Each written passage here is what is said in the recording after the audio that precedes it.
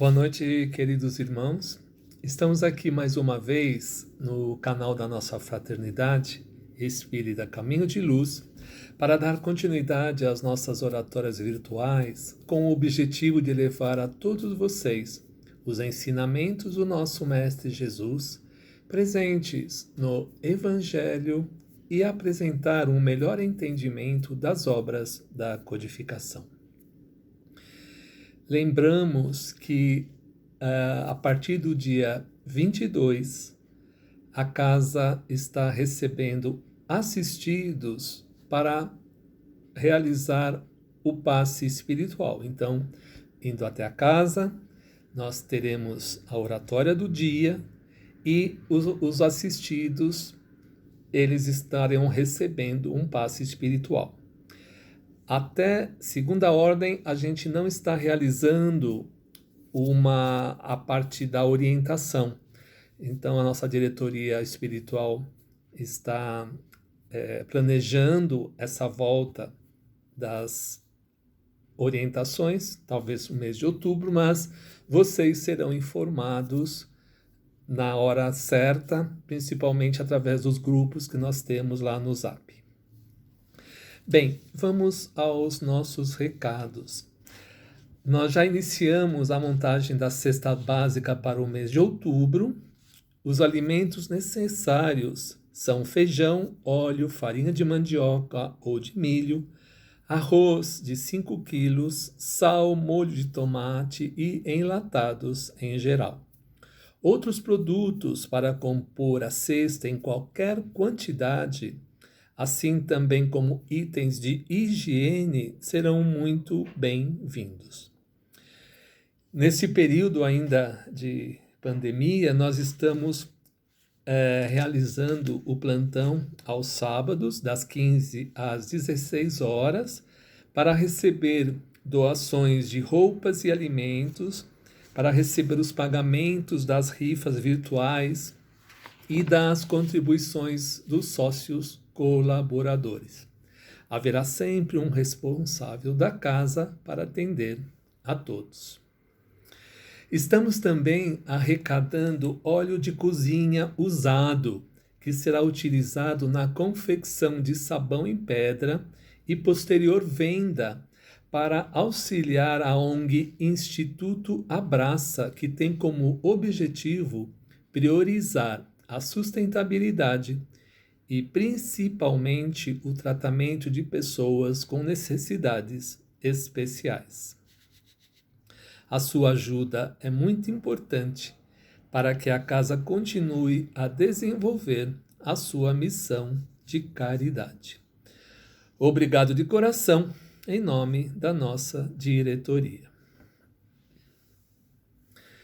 Vamos então, queridos irmãos, nos preparar para a oratória desta noite, fechando os nossos olhos materiais, elevando o nosso pensamento a Deus, que é o nosso Pai, e a Jesus, o nosso Mestre. Senhor Jesus, agradecemos a Ti a oportunidade renovada de estudo de Teus ensinos à luz da doutrina espírita. Que possamos, na noite de hoje, aprender um pouco mais, renovar os nossos conhecimentos acerca do assunto tão importante para todos. Nós que lidamos com os assuntos ligados à espiritualidade. Que os bons espíritos estejam conosco, nos orientando, nos auxiliando na tarefa desta noite. Que em Teu nome, Senhor, em nome de Deus e dos Espíritos amigos, possamos dar início a mais uma palestra virtual na noite de hoje. Vamos então em pensamento dizer: Pai nosso que estais no céu, santificado seja o vosso nome, venha a nós o vosso reino, seja feita a tua vontade, assim na terra como no céu. O pão nosso de cada dia nos dai hoje. Perdoai, Pai, as nossas ofensas, assim como nós perdoamos a quem nos tem ofendido. e não os deixeis cair em tentação, mas livrai-nos de todo e qualquer mal. Que assim seja, graças a Deus e graças a Jesus. Bem, meus irmãos, a oratória desta noite, nós vamos estudar o capítulo 2, Meu reino não é deste mundo, itens 1 a 3, a vida futura. Tornou, pois, a entrar Pilatos no pretório e chamou a Jesus e disse-lhe: Tu és o rei dos judeus? Respondeu-lhe Jesus: O meu reino não é deste mundo. Se o meu reino fosse deste mundo, certo que os meus ministros haviam de pelejar para que eu não fosse entregue aos judeus. Mas, por agora, o meu reino não é daqui. Disse-lhe então Pilato: Logo, tu és rei? Respondeu Jesus: Tu o dizes que eu sou rei. Eu não nasci, nem vim a este mundo, senão para dar testemunho da verdade. Todo aquele que é da verdade ouve a minha voz. Este trecho está em João, no capítulo 18, itens 33 a 37. Bem, queridos irmãos, a lição do Evangelho de hoje, nós vamos abordar uma situação natural da nossa vida. Muitas vezes nós procuramos entender, compreender, mas no fundo não aceitamos com tranquilidade. Eu estou falando da nossa morte, do nosso desencarne, do desencarne de entes queridos. E qual que é a sensação que sentimos? Medo? Temos medo? Como conviver com a perda de entes queridos? Como será a vida em outro plano? Então, assim como essas perguntas, outras mais vêm na nossa mente com muita preocupação, com muito receio, não é verdade? Mas o Espiritismo vem nos dar muita paz, tranquilidade, esperança e consolo sobre este ponto tão delicado, pelo qual um dia todos nós passaremos. Quando Jesus diz, meu reino não é deste mundo, claramente ele está distinguindo o mundo físico do mundo espiritual e nos esclarecendo a relação entre ambos, destacando a destinação eterna do homem. Ele se refere, logicamente, à vida futura, ao fim a que se destina a humanidade. E nós podemos entender que sem a vida futura, a maior parte dos seus preceitos de moral não teriam razão de ser. A continuidade da vida após a morte do corpo físico é o ponto central do ensino do Cristo. Sem a compreendermos com a morte do corpo material, não há como entender as afirmativas de Jesus no Sermão da Montanha. A lei de Deus está toda contida nos 10 mandamentos que Jesus sintetizou em 2. E sabemos quais são, não é verdade? Amar a Deus sobre todas as coisas e ao próximo como a si mesmo. Mais ainda, no capítulo 5, o item 3 do nosso Evangelho, nós temos: bem-aventurados os aflitos. Kardec explica que somente na vida futura podem efetivar-se as compensações que Jesus promete aos aflitos da terra. Sem a certeza do futuro, essas máximas não teriam lógica, mas ainda seriam um engodo, um engano.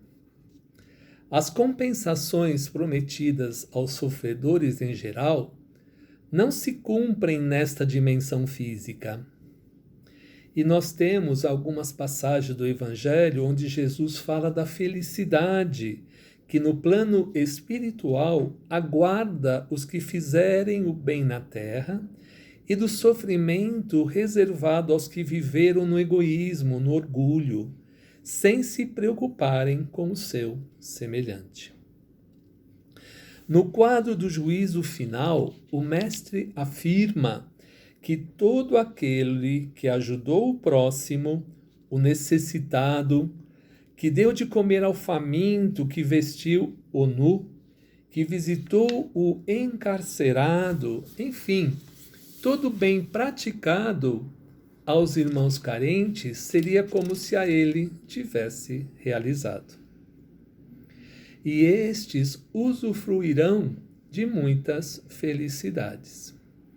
E os que agiram de modo contrário, deixando de dar assistência aos necessitados, seria como se a ele mesmo tivessem negado o socorro. E estes, por conseguinte, sofrerão as consequências de sua omissão, da sua falta de amor e solidariedade. Também na parábola do rico e Lázaro, Jesus informa a desigualdade de situações em que se acham no plano espiritual duas personagens, em consequência do modo como viveram aqui na Terra enquanto encarnados.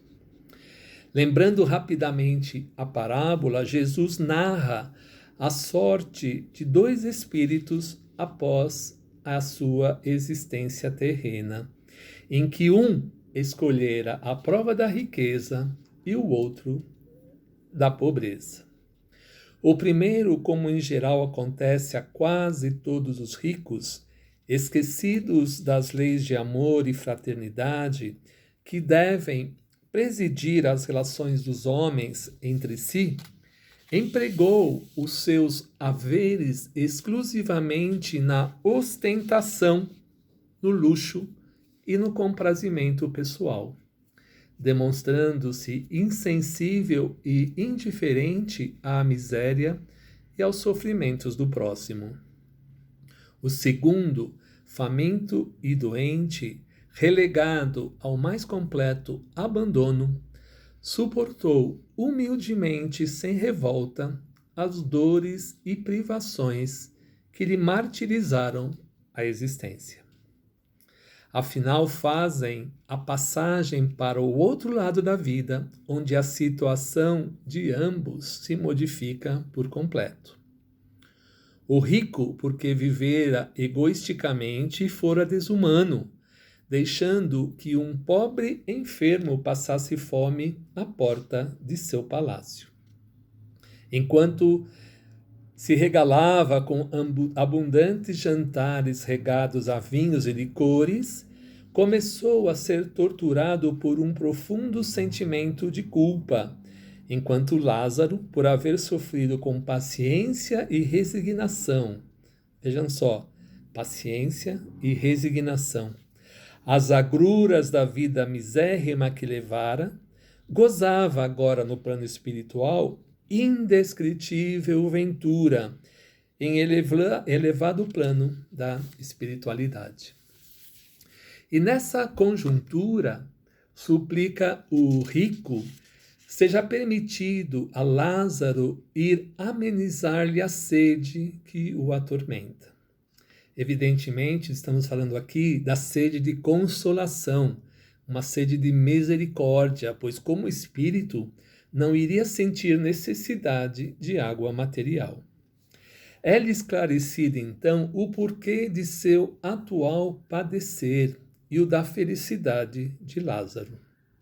Situação essa impossível de ser modificada de pronto em virtude do abismo existente entre ambos. E como facilmente se percebe, também aqui não se trata de um abismo físico, mas sim moral. Havendo triunfado em sua aprovação, Lázaro alcançara um estado de paz interior que o mal rico não poderia experimentar. E este, em razão do seu fracasso, sentia-se angustiado e abrasado de remorsos, coisas que o outro, logicamente, não poderia sentir, pois os estados de consciência são pessoais e impermutáveis, intransferíveis.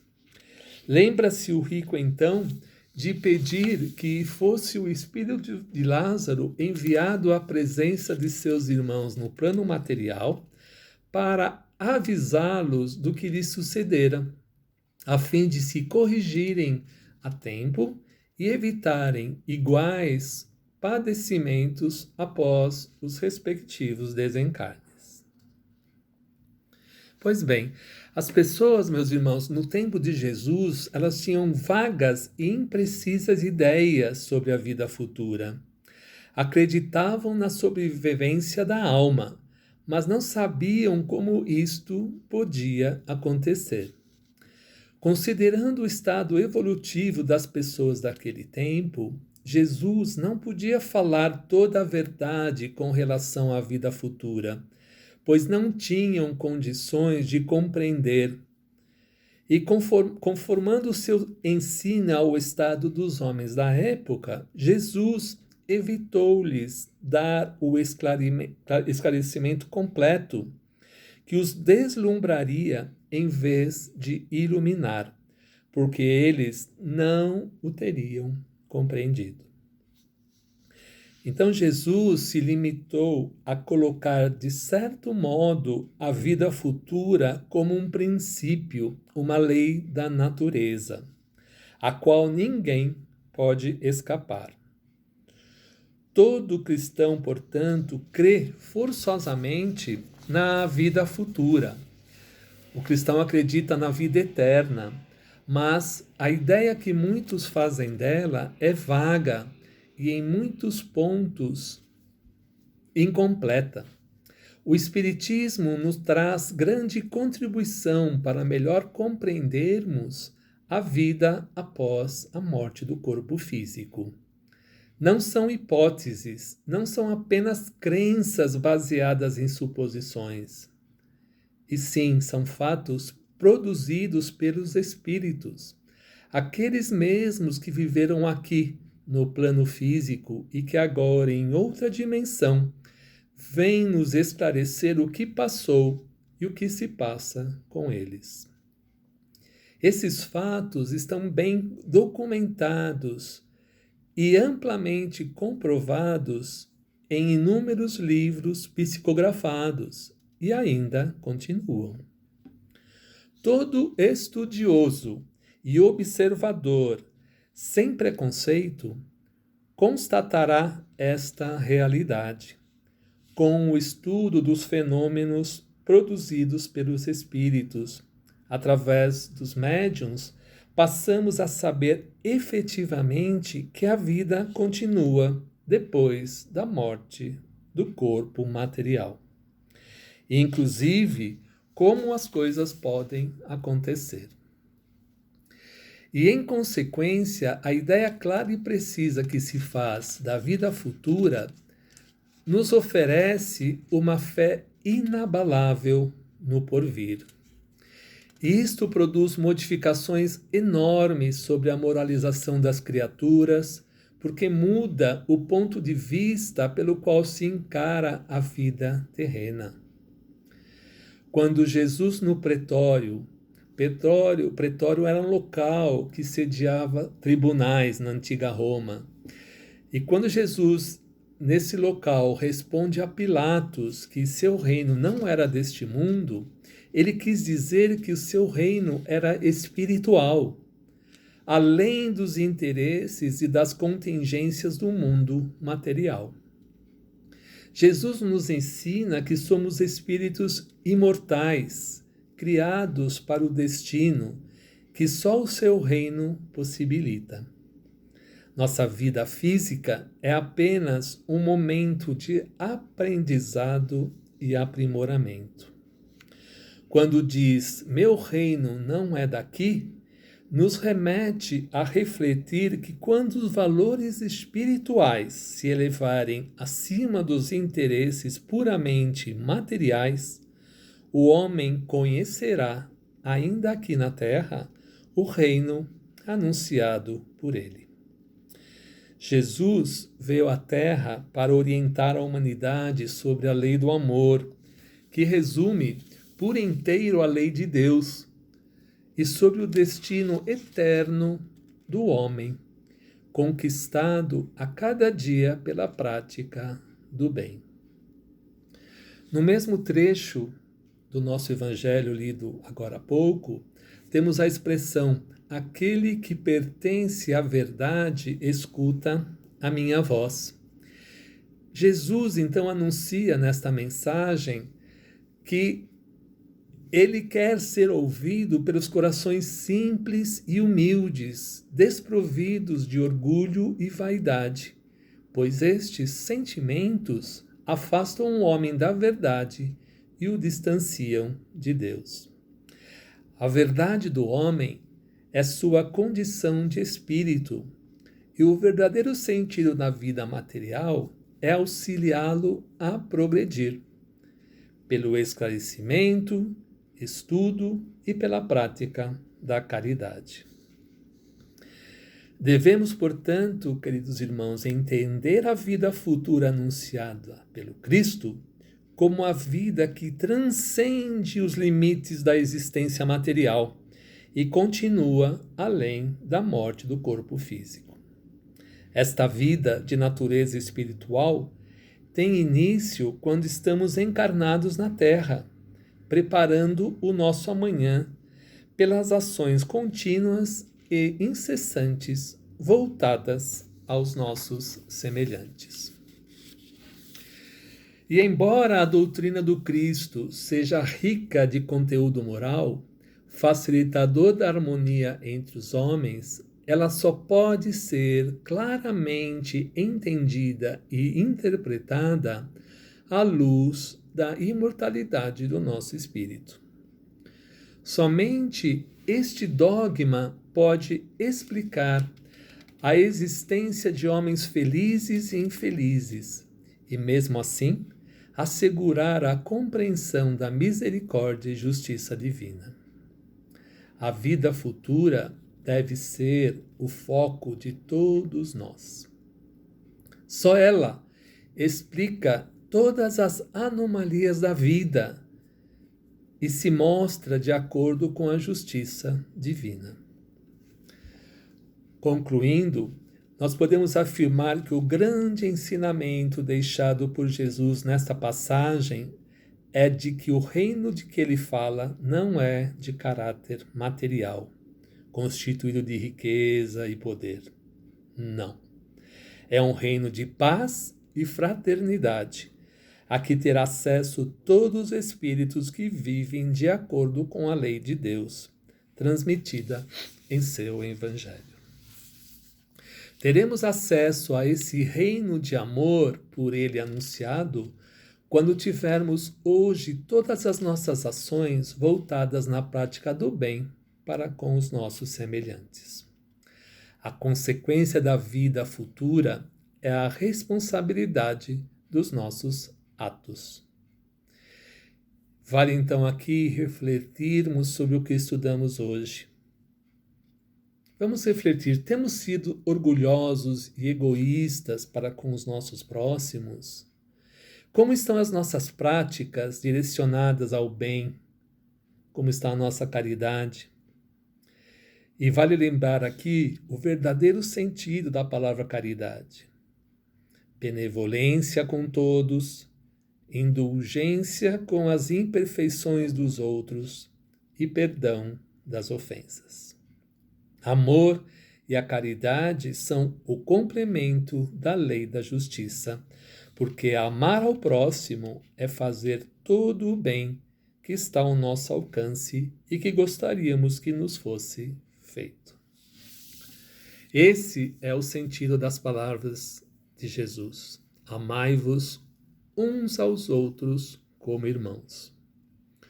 O nosso futuro espiritual começa a cada dia, pela prática das boas obras, do estudo e da prece, orientados pelo Evangelho de Jesus. Tenhamos, então, queridos irmãos, fé na vida futura. Que Deus nos abençoe e que Jesus nos proteja e ilumine, hoje e sempre. Que assim seja.